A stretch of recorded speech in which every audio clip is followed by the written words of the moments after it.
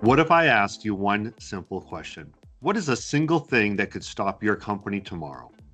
Most executives immediately point to the obvious threats, a cyber attack, a hurricane, or even a recession. But in many organizations, the greatest risk is not the one everyone is watching. It is the hidden dependency no one realizes exists until it fails. A critical supplier, a key engineer, a single application, or cloud region. One data center, bank, customer, or decision maker holding far more of the organization together than anyone understood. Every organization has blind spots. The problem is you don't usually discover them until they're already failed. Just look at what has happened over the last few years. The collapse of Silicon Valley Bank trapped billions of dollars belonging to thousands of businesses overnight. The CrowdStrike software update disrupted more than 8.5 million Windows devices, grounding airlines, interrupting hospitals, banks, retailers, manufacturers, and more around the world. The Francis Scott Key Bridge collapse in Baltimore instantly disrupted one of America's busiest ports and supply chains.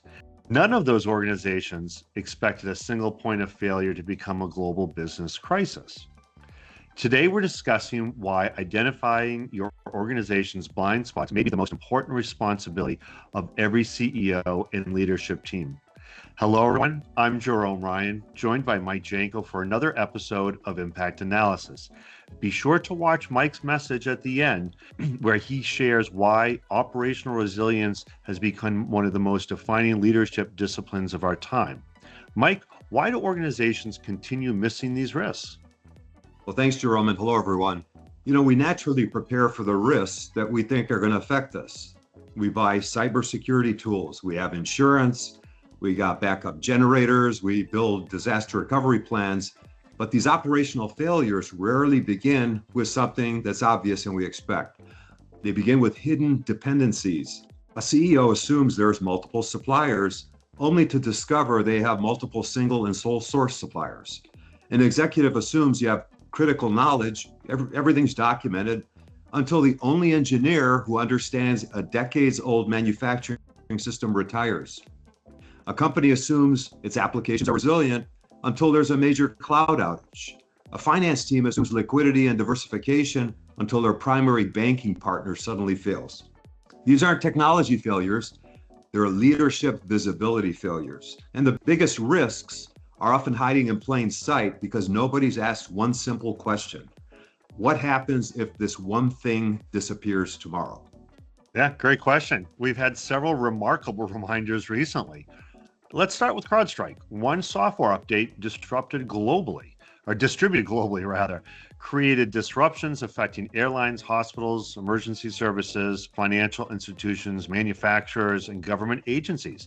Not because every single organization had weak cybersecurity, but because so many depended upon one critical platform operating exactly as expected. Then think about Silicon Valley Bank. Thousands of startups and technology companies suddenly found themselves unable to access operating cash.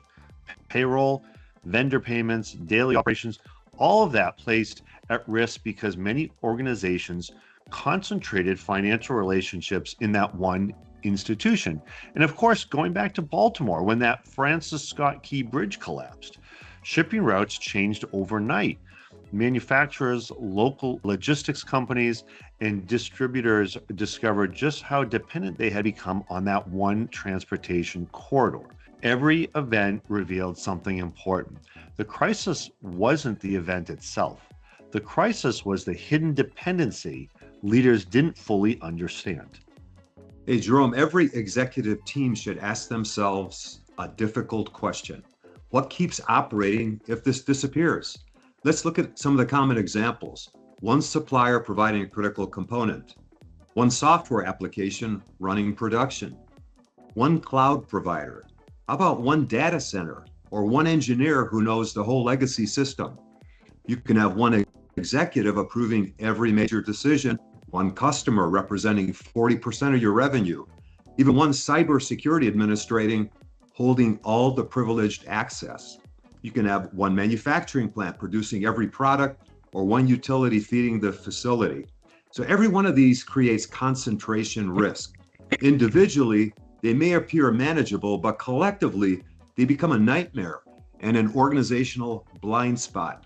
You can't eliminate every dependency, but you gotta know where they exist, measuring the impact and reducing the risk before they become tomorrow's headline. Yeah, Mike, and this is sounding a lot less like a technology issue and more like a leadership issue. Exactly, Jerome. The CEO doesn't need to know every technical detail, but leadership absolutely must know where organizational concentration exists.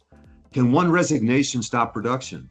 Can one supplier halt manufacturing? Can one cyber incident stop customer service?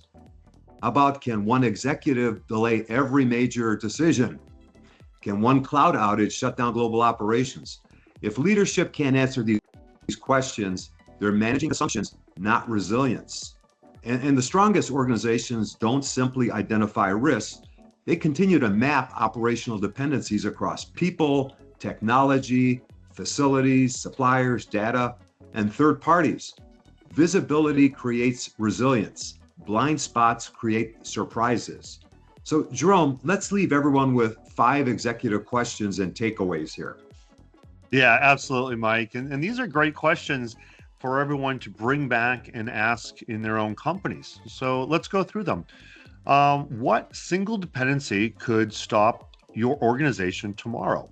Where do you rely upon only one person, supplier, system, facility, or executive? Look at those, key risks, those single points of failure.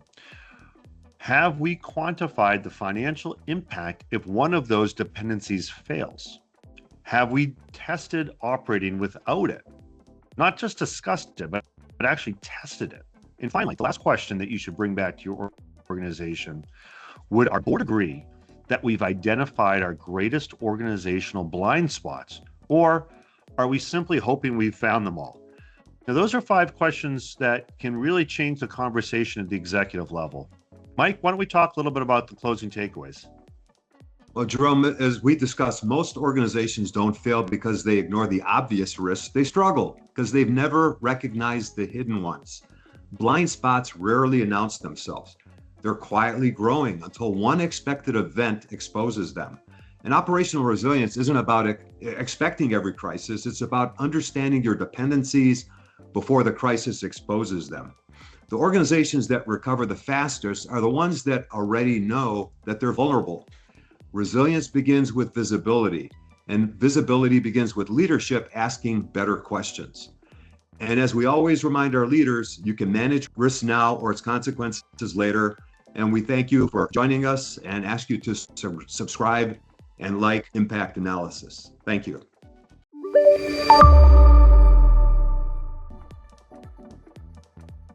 Hi, I'm Mike Janko, author of Excellence in Operational Resilience and co-host of the new YouTube channel, Impact Analysis. I wrote this book so you can learn of my journey of both personal and operational resilience. During my career as Goodyear's Director of Global Business Continuity and various leadership roles at both Nestle and Stouffer Hotels, we successfully managed through nearly 4,000 significant events and crises throughout the US, Latin America, Europe, Middle East, Africa, and Asia Pacific. A key takeaway during all those events was our teams performed the best when they were led by resilient leaders. My personal resilience is based on being an athlete, martial artist, and setting 2 world sit-up records. And a resilient leader does not allow themselves or their teams to fail. Operational resilience is not just about responding to crises.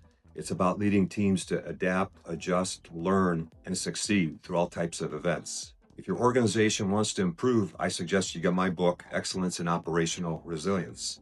After all, the only thing harder than being resilient is explaining why you aren't.